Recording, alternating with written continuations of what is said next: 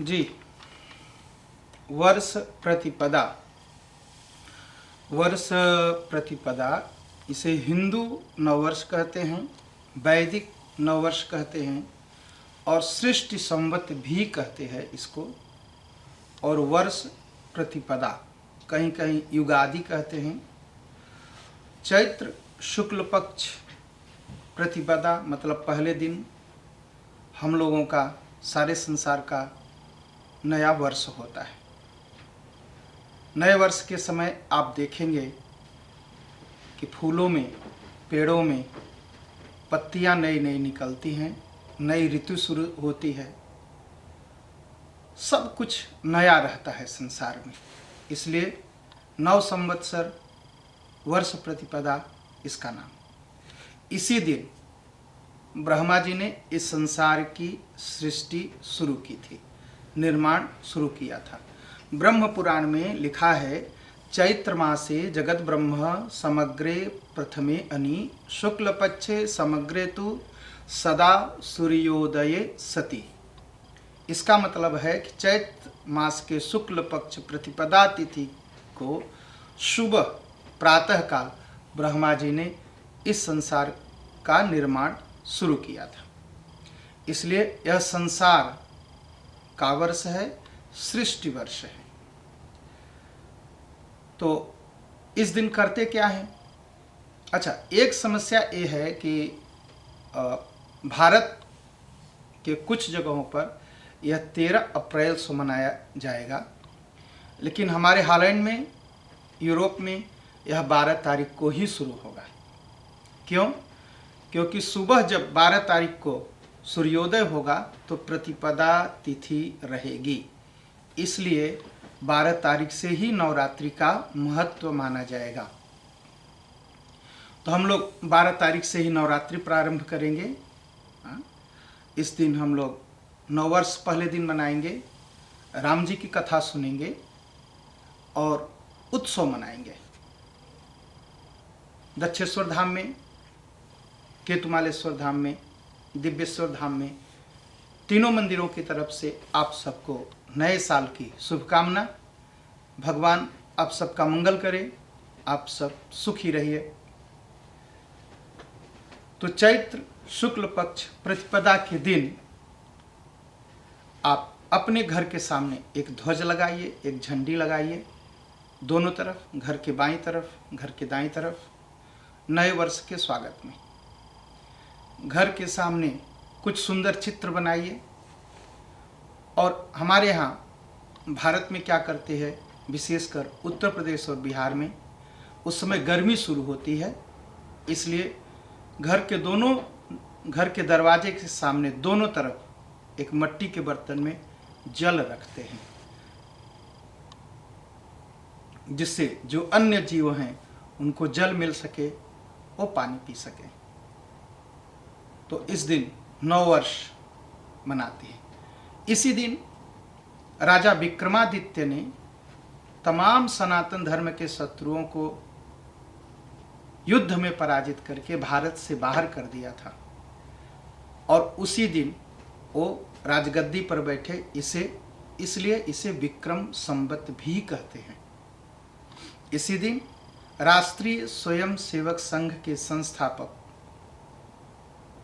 Doctor Keshavram Baliram Hedgewar जी का जन्मदिन है।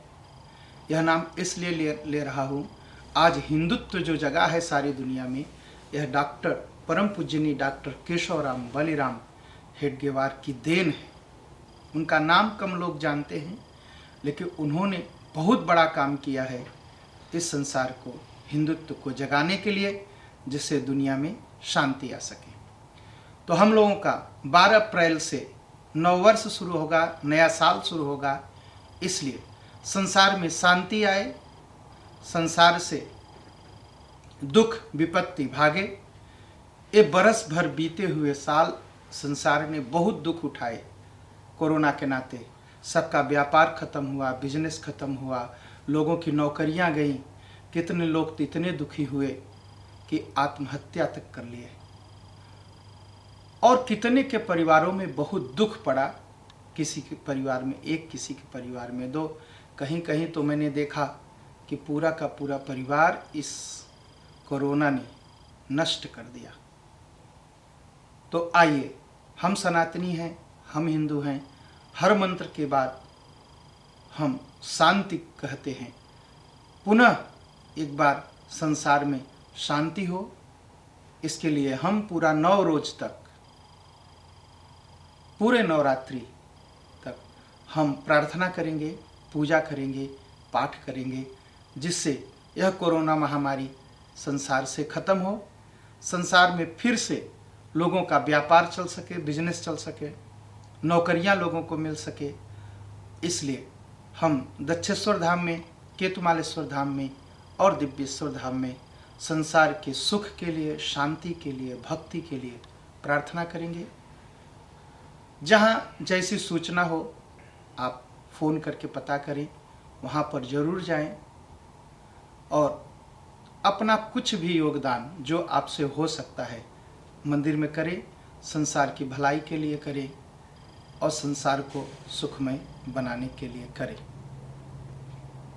कश्मीर के आसपास इस वर्ष प्रतिपदा को नवरोज कहा जाता है। नवरोज मतलब 9, रोज मतलब दिन, 9 रोज। तो 9 दिनों तक भगवान की पूजा होती है, माँ दुर्गा की पूजा होती है। इसी के 9वें दिन रामनवमी पड़ती है, राम जी का जन्मदिन होता है। राम जी अपने जीवन में संघर्ष करते हुए तमाम आतताइयों को, तमाम आतंकवादियों को, तमाम सनातन धर्म विरोधियों को, रावण जैसे जो अपने को ही भगवान कहने लगा था, उसको मृत्युदंड दिया और संसार को आतंक से, दुख से मुक्ति दिलाई। हम लोग वैसी ही प्रार्थना करेंगे कि भगवान पुनः हम सबको, सारे संसार को आतंकवाद से, आतंक से और कोरोना महामारी से हम सबको बचाए। नवरात्रि के दिनों में हम पूरी तरह सात्विक जीवन जीते हैं।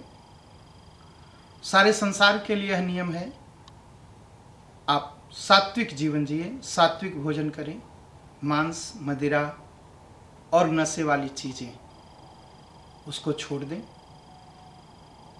और एक संकल्प लें कि नए वर्ष से हम नया कार्य करेंगे, एक सनातनी जीवन जिएंगे, क्योंकि सनातन धर्म से ही संसार में शांति आएगी। संसार आज दुखी है, परेशान है, कष्ट में है, इसलिए कि उन्होंने सनातन परंपरा का विरोध किया, नदियों का अपमान किया, वृक्षों को काट दिया, नदियों पर बांध बना दिए। इसलिए आज संसार दुखी हुआ।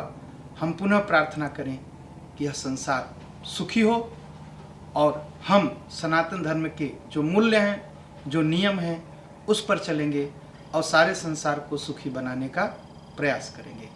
तो आप सबको 9 वर्ष की